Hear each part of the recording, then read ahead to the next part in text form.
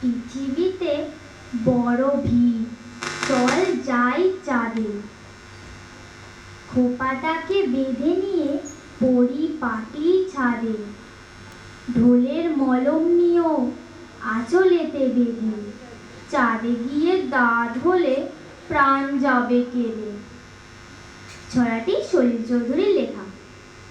নমস্কার। পাটিপুতুগুলোর আসরের আয়োজিত আজকের অনুষ্ঠানের প্রথম পর্বে শতবর্ষে সলিল যাপন। সলিল চৌধুরীর জন্মশতবর্ষে শ্রদ্ধা জানিয়ে এই অনুষ্ঠানের শুরু হবে আমাদের ছোট্ট বন্ধু অনন্যার নাচ দিয়ে। মঞ্চে আসছে অনন্যা।